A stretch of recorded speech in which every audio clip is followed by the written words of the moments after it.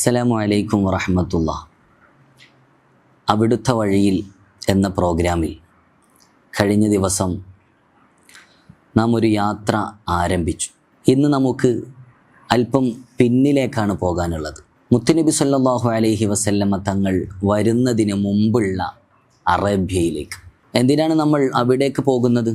കാരണം ഒരു വലിയ മാറ്റത്തിൻ്റെ മഹത്വം നമുക്ക് മനസ്സിലാകണമെങ്കിൽ ആ മാറ്റത്തിന് മുമ്പുണ്ടായിരുന്ന അവസ്ഥ നാം അറിയേണ്ടതുണ്ട്. അന്നത്തെ അറേബ്യ വലിയ അനീതികൾ അന്നവിടെ നിലനിന്നിരുന്നു.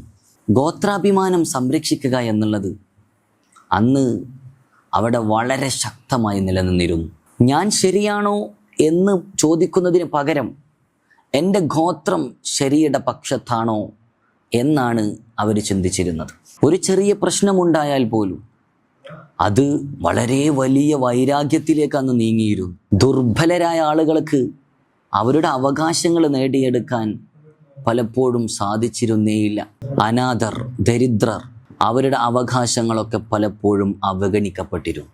അതുപോലെ തന്നെ സ്ത്രീകളുടെ അവകാശങ്ങൾ പല സാഹചര്യങ്ങളിലും സംരക്ഷിക്കപ്പെട്ടിട്ടില്ല.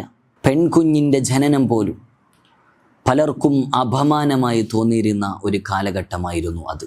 എത്ര വലിയ അനീതിയാണല്ലേ അത്! ഒരു കുഞ്ഞ് പെണ്ണായി ജനിച്ചത് അവളുടെ കുറ്റമാണോ? പക്ഷേ ആ സമൂഹത്തിലുള്ളവരുടെ മനസ്സിൽ കയറിക്കൂടിയ ഒരു തെറ്റായ ചിന്തയുടെ കാരണമായിരുന്നു അതെല്ലാം. അതോടൊപ്പം തന്നെ അള്ളാഹുവിനെ ആരാധിക്കുന്ന വിഷയത്തിൽ അവർ വല്ലാതെ അകന്നുപോയിരുന്നു.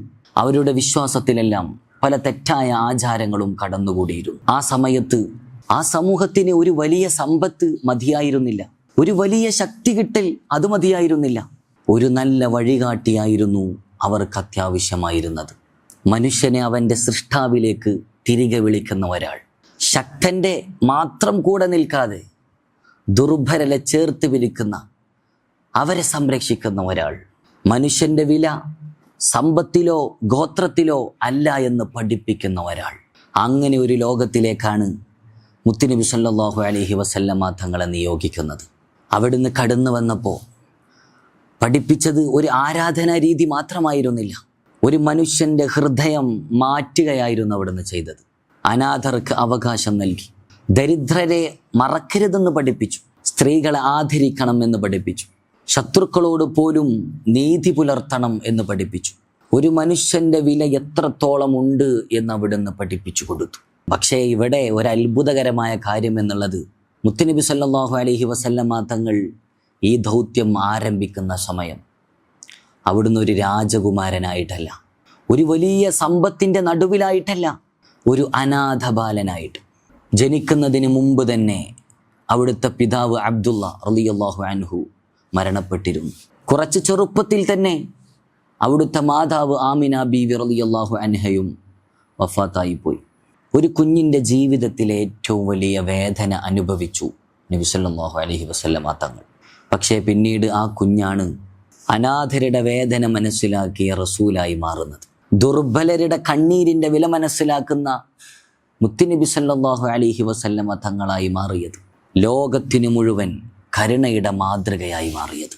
അതുകൊണ്ട് തന്നെ നമുക്ക് മുത്തുനബി സല്ലല്ലാഹു അലൈഹി വസല്ലമ തങ്ങളുടെ ആ ബാല്യത്തിലേക്ക് പോകേണ്ടതുണ്ട്. ഒരു അനാഥനായ ബാലൻ്റെ ജീവിതത്തിലേക്ക്. അവിടുത്തെ ബാല്യത്തിലുണ്ടായ ഓരോ അനുഭവവും പിന്നീട് അവിടുത്തെ മഹത്തായ ജീവിതത്തെ രൂപപ്പെടുത്തുന്നതായിരുന്നു. ഇൻഷാ അല്ലാഹ് അടുത്ത എപ്പിസോഡിൽ അവിടുത്തെ വഴിയിൽ നമുക്ക് അടുത്ത ചുവട് വെക്കാനുള്ളത് മുത്തുനബി സല്ലല്ലാഹു അലൈഹി വസല്ലമ തങ്ങളുടെ ബാല്യത്തിലേക്കാണ്. നാഥൻ തൗഫീഖ് നൽകട്ടെ. വആഖിറു ദഅ്വാനാ അൽഹംദുലില്ലാഹി റബ്ബിൽ ആലമീൻ. അസ്സലാമു അലൈക്കും വറഹ്മത്തുള്ളാഹി.